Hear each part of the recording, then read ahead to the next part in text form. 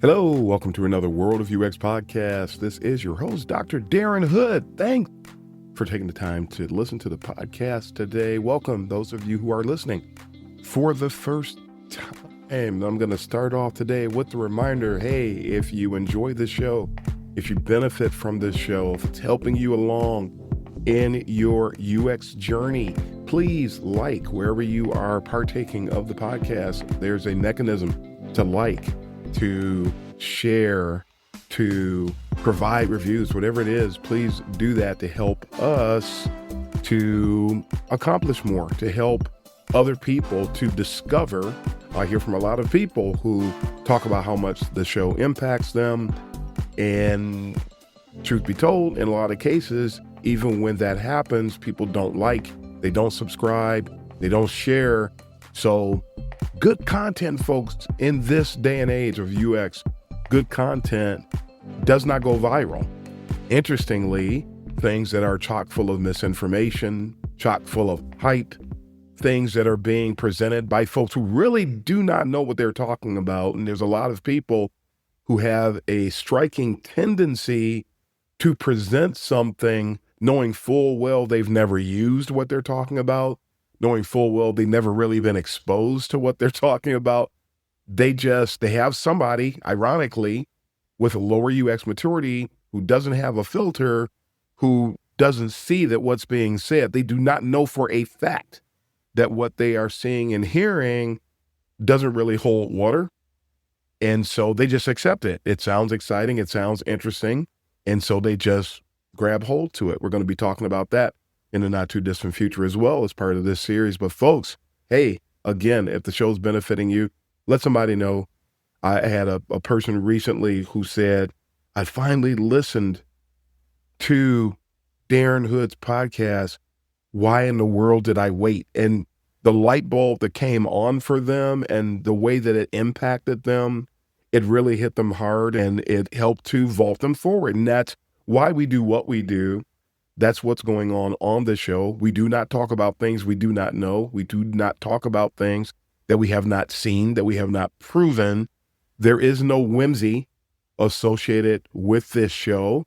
I talked about the isms recently, and there was a person who said, yeah, you forgot an ism, a hoodism. And I'm going, what? It's amazing. They may have been joking about it. I don't joke about things like that. I don't joke about anything that is connected to integrity. I do not joke about things that I'm covering on this show. This is serious stuff. And I talk about how I have counseled with people, able to help some, not in other cases, just sharing facts, people who walked away from the discipline because it became such a volatile arena that they just grew weary. They were just done. They were tired. They didn't want to fight the good fight anymore. And I respect that. And I understand that. And I know why they did it. I tried to walk away a couple times myself. It's a really interesting arena where a lack of expertise is celebrated today, where expertise is frowned upon. That is completely backwards. And a lot of us experienced things associated with that firsthand. It's not comfortable. It's not fun. The stress levels are off the charts. It makes zero sense. If you were going to see a dentist, you don't want unqualified people working on your teeth. You don't want an unqualified person repairing your vehicle. You don't want an unqualified person performing surgery on you. But for some reason, in UX circles, this lack of expertise in many cases is celebrated, and people are offering solutions when they actually don't even understand what the problem is. I recently heard a situation where a person said, wow, if we put it simply, and then they gave their witch doctor oriented solution, as soon as you start thinking about simplicity, you do not achieve simplicity without first understanding complexity. And the response that was given was completely incorrect. I was not at liberty to address, to respond to what was said. There is no simplicity when you're dealing with things like this, at least not without going through complexity, so that you can break things up into small chunks and then you address it a chunk at a time, and there's simplicity associated with that. But not when somebody said, well, there's a simple way to deal with it. And I did, wow, really? No. And I knew that the person who said that had never done any of the things that they were addressing. I knew that for a fact. We respect people enough to tell you what's appropriate, to tell you the truth, to tell you what's really going on, hoping that people will embrace it. And like that person that I was talking about earlier said, they immediately could relate to it. It resonated with them immediately. They knew that I wasn't just talking for the sake of talking. And it's really sad that people will say and do disrespectful things to people who are bending over backwards and tying themselves in knots to help the community at large. I just have to get that out today. Today, as we continue in the series, The Harsh Realities of UX Maturity, I want to spend a few minutes today talking about the topic of UX maturity and the reality of work processes. Well, we talked about this in another talk, but we didn't connect it to UX maturity.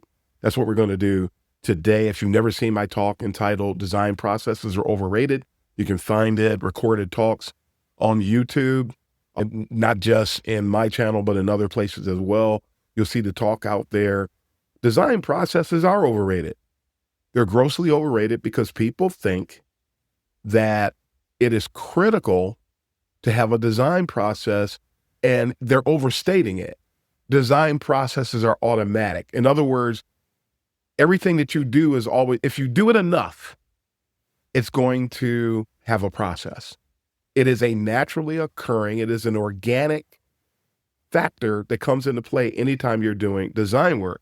But when people try to turn around and say, you must follow this particular process in order to accomplish successful UX work, that is actually incorrect. Because as you're going to find out here, there is no set process that will automatically work for every single solitary design situation. It's impossible for that to happen. So at any rate, let's get into it. What are processes? What are processes? Basically, a process is basically a framework. It's a set of guidelines. It's a methodology. Some people would think of it as a template. They would say, well, when you templatize something, you're setting up a process. That's what they did in the boot camps. The problem there was that those people who came out of the boot camps thought that that's the way that you're going to work. That's the way you're going to work everywhere. That's the way you're going to work for the rest of your career. And that's not true. That's not true at all. To the extent that some people were so overexposed to templatized work processes that they thought that if somebody did not follow a process, that they were not doing the work correctly. No. And I'll explain this, and I'm going to get ahead of myself. In short, a process is a step-by-step way to get work done. That's it. If you are changing the wheel on a tire, you're going to follow a particular process, whether you look at a step-by-step guideline or you just do it from the heart. If you brush your teeth, you're following a step-by-step process. This is why when we talk about things associated with, say, a task analysis, there's a process to perform a task analysis. Now, if you don't have the step-by-step process down, you can still achieve a task analysis. You can still complete one. You don't have to have the step-by-step process, but in the beginning, having the step-by-step process is critical because you do not know how to approach performing that particular type of work. So I hope people understand that. So processes have value. Yes, they do. Do not hear what I'm not saying. Processes have value, but processes also have limitations. And we need to understand that aspect of processes in order to really mature. And that's where UX maturity comes into play, because once you are overly exposed to and have done a thing over and over and over and over again, and the thing becomes second nature, you are no longer dependent upon that formal step-by-step process to get work done. So hope folks can see the more mature, the less dependent when it comes to processes. let's go over a list of processes just to cover things, just to help you understand how these things just continue to evolve. People continue to find gaps. People continue to try to improve things. For years, I've been using Jesse James Garrett's 5 planes. I don't know if it was initially intended to serve as a design process, but I found that it did, and it served as my training wheels when I was first starting to do the work. And eventually, I just automatically do it. I don't necessarily look back at it. I do present it to people when they do not have those training wheels to help them understand what needs to be done. But that's what I've done. I still do it. To this day, I still approach design from that perspective. And I work at different places. People call for different processes to be followed. A lot of times, I just retrofit Jesse James Garrett's 5 planes back into whatever they're prescribing us to do. If there's something that is a requirement for us to do, and yes, there are times that it is a requirement to follow a particular design process because of the checks and the balances and the accountability and things like that. I get it. I understand that. But I'm not going to start doing something differently after I've been doing something a particular way for X number of years. And Jesse James Garrett wrote that 2001, 2002 or so. So for the last 24 years, I've been doing that. I didn't do it in 1997, but I still had a process. So there's always going to be a process. The popular one today, design thinking, one of the popular ones. And interestingly, design thinking definitely does not cover everything that a person needs to do from a UX perspective, but some people swear by it. And there's no way, there's absolutely no way that somebody's going to cover everything that needs to be covered approaching things from a design thinking perspective. As a matter of fact, in a lot of instances, users are completely removed from the process when people use design thinking. So this is user experience. It is user-centered design. It is human-computer interaction. There's got to be a human, there's got to be a user involved in the process if you're going to meet the needs of said users. So design thinking, to me, it's hilarious. Design thinking, because it's comical, because it's like, you can't be serious that you're expecting to accomplish a lot of things with design thinking, but I'll get off of that soapbox for today. There's a double diamond, which eventually evolved to a triple diamond because people saw gaps in the double diamond. People see gaps in the triple diamond. But again, these are just processes. Some people swear by design sprints. Again, design sprints, a lot of time, like design thinking, the users are left out of the process, which means you're automatically going to have issues. And one of the benefits of user experience is that we eliminate rework. If there are gaps in your design process, that is going to result in rework. And the very core, at the core of the value proposition that UX has, we lose if we are generating rework through the things that we present. So design sprints, not for the win. That's not a dependable or a trustworthy way to approach the work. A little commentary here and there. There's Agile. Some people do not think of Agile. I remember being in a conversation one day when we were talking about processes, and the person said, Agile is not a process. But they were saying it based on where they worked. The little 1.5 to 2 years of experience that they had did not afford them the ability to understand that some organizations do see Agile as a design process. They present it as a design process. It has been documented in many cases as an Agile UX design process, not to be confused with Lean UX, which has design processes associated with it. So folks, do you realize how many companies there are out there? Do you realize how many UX teams there are? Do you realize how many UX professionals there are? And do you realize how many different processes are at use out here? And from a perspective of experience, if you only have 2 years of experience, 3 years, 5 years, there are a lot of things you haven't seen yet, and you're going to have to come to grips with that and not approach things or speak about things as if you have a broad set of references. You don't. If you've only been doing the work for a short period of time, there's always going to be a ton of things you have yet to see and yet to experience. And there's a lot of people out there that have been doing the work for 2 and 3 years, and they're presenting themselves as experts They're not experts in anything.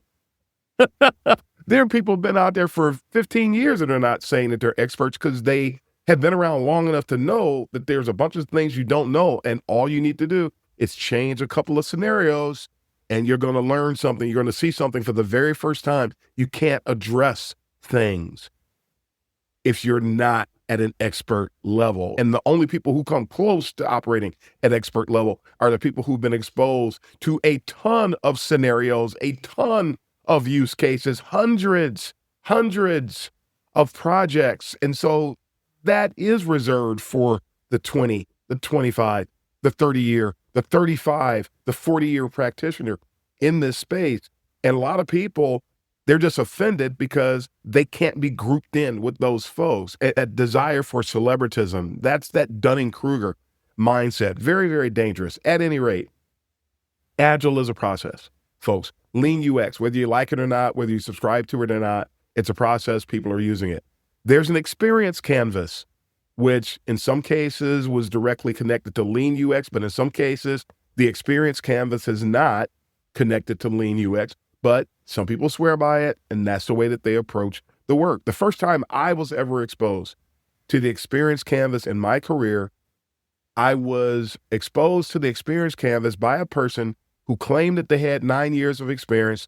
They had about 9 months of the experience, and they came across the experience canvas in an article. They had never used the experience canvas anywhere in their career.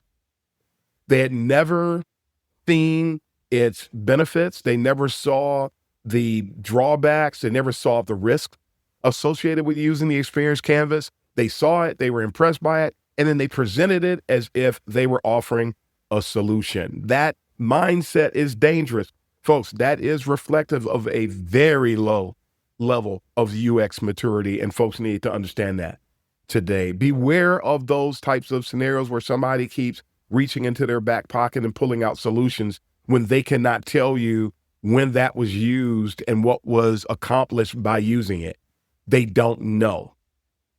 And so just beware when you see those types of things, when people offer solutions and they don't give you examples of when the solutions were used to drive success. That's usually how you understand that that type of thing has happened. There's something called the goal-directed design process. There's the IDEO human-centered design process. They were the ones that pretty much came up with design thinking because they were trying to find a way to build customers, not because they were trying to find a way to optimize doing design work. It came out of trying to make things more billable and to justify billability, if you will. Just in case you didn't know, that's where that came from. And now they've got a human-centered design process. Okay. It's out there whether you like it. I'm just trying to identify some of these processes. There's something called the clear digital UX design process. Never heard of it before, just came across it. There's something called the Purple Griffin UX methodology. Never used it, never heard of it. It's out there. There's something called the Conrad Complete UX design process. It is highly likely that it is not complete. There's something called ADDIE, which is really a design process that is relegated or limited to folks in the instructional design world, but some people will try to use it in the UX design world. Here's the thing about all these processes, though, folks. They are all basically at the core identical. They are different when it comes to the terminology. They will vary at micro points along their different experiences, their different roadmaps, but basically they are the same. I mean, think of it. I'm going to give you some steps associated with some of these different processes. The first one, empathize, define, ideate, prototype, test. Discover, define, develop, deliver. Discover, define, design, deliver. What? Do people really think? Anyway, research, analyze, design, prototype, test, implement. Scope and research, ideate and test, launch and measure. Folks, the truth, again, these are all just frameworks. Processes are frameworks. People kept devising slightly different processes because they were discovering gaps, and that's fine. That's fine. By the way, couldn't care less what design approach somebody uses. you're still going to produce something. You're going to deploy something. You're going to develop something. You're going to release something. You just want to be as expert as you can possibly be along the way as you go from inception to deployment. Back to the list about the truth. So they kept discovering gaps. But this really, what it indicates is that there's no process that's guaranteed to be perfect for a particular set of use cases, for working environments. What works in one environment might not work in another. And it could be perfect for one and not perfect for another. That makes it right in that environment. It doesn't make it right for the discipline at large. Also, a particular design process does not address whether or not it's fitting for the compilation of skill sets in a particular organization. In other words, it does not really account for what the team's UX maturity is affording. What is the performance level of the team? What is that team capable of based on the mix of skill sets, the mix of acumen available on a given team? That is always going to be a critical factor associated with the process and the processes that are at use there.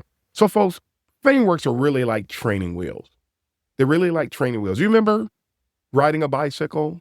There's somebody out there that maybe never rode a bicycle before, but you usually start out, in most cases, you start out kids with training wheels.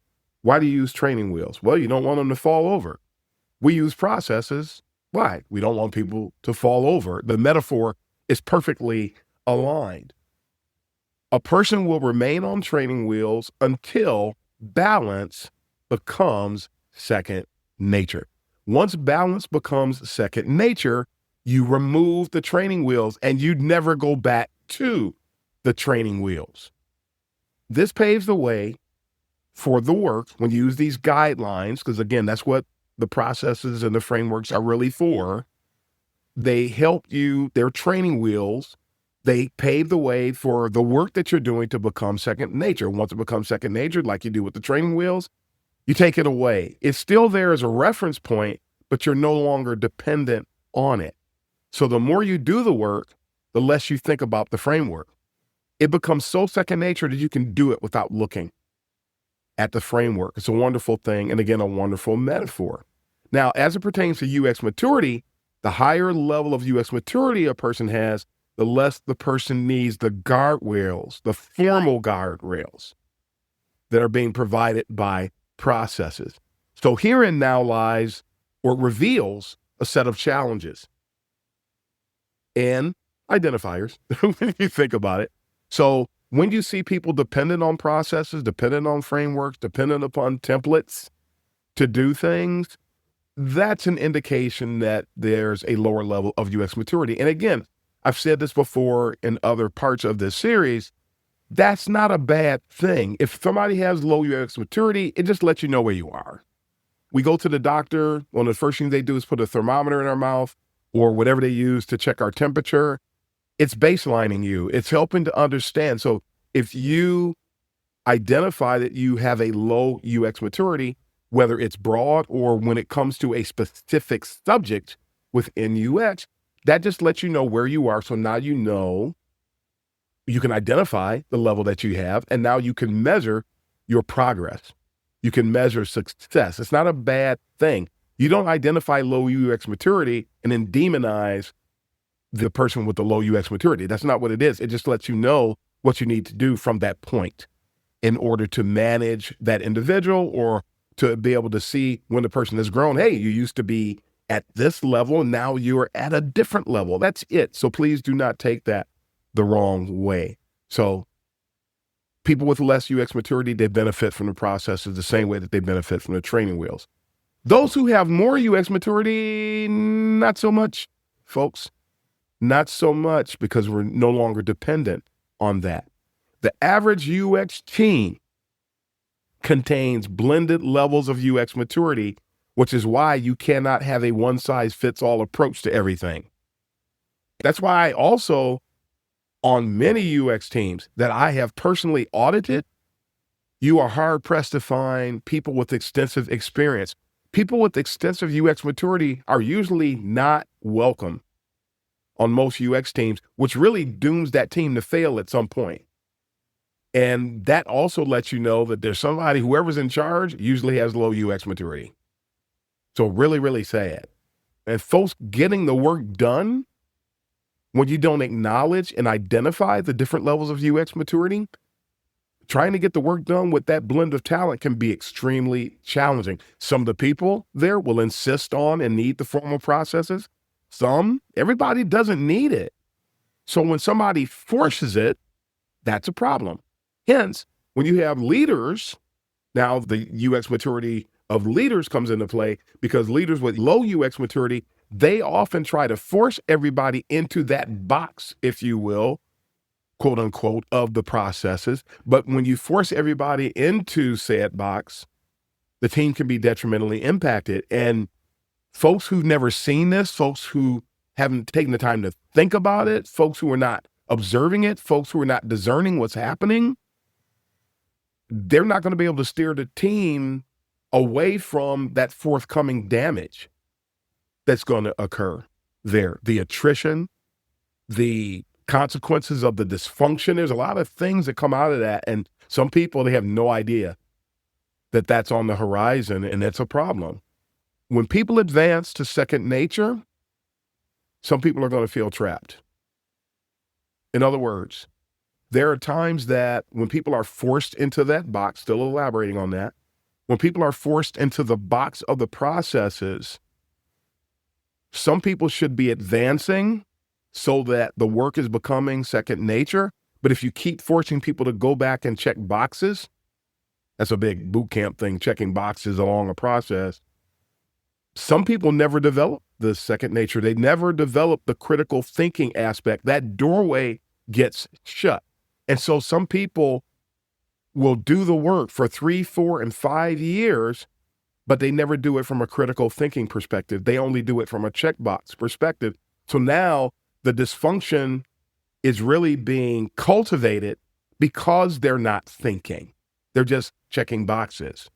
That's not a critical thinking. Checking boxes is not a critical thinking thing that you're doing. I mean, it can be, but when you approach it this way, it really isn't. That's a problem there. So the benefits that are afforded also when you have more mature team members, because I don't check boxes, folks. I know people 20, 25, 15, 12, no longer checking boxes. And when you have the more mature team members, we're always introducing and presenting the critical thinking aspect of it. We're not presenting it from a box checking perspective. We're presenting it from a been there, done that. This is what we're about to experience, and trying to present it so folks look at it from a discernment standpoint instead of a box checking standpoint. And so you have checking boxes versus critical thinking. And people who are really slaves to the checking of the boxes or the processes, they will lean toward that, and they'll frown on looking at things from a critical thinking perspective. And now the team, if they keep doing that, the team doesn't benefit from having the more mature team members. Those benefits now become forfeited. So again, we're not dependent. When you've been doing the work for so long, you're no longer dependent upon the frameworks. Everything is natural at that stage. And that's when you know, when things are natural, that's when you know you're progressing. That's a sign of higher levels of UX maturity. That's what people should be aspiring to achieve. So, in conclusion, today, a process, what is it? It's basically a step-by-step strategy for completing an initiative. There's no perfect process. I know some people think that there are. You may have found more success with one than the other, but if you change a couple of things, you'll find that process that you love is not working. And then the next thing you know, you're creating a new process because it works for your organization, and you slap a title on it and you're off to the races. But finding gaps is not a problem, folks. There's going to be gaps. There's going to be edge cases. And because of that, you just change your process. And remember, there's always a process, whether it's formally documented or not. There's always a process, and you're always going to change it because there's always going to be gaps. Processes are like training wheels on a bicycle. It helps somebody to gather themselves while they work towards balance, becoming second nature. So we don't demonize the processes. We demonize the dependency upon the processes. That is the problem. There's a time to be dependent upon training wheels, and then there's a time to take them off.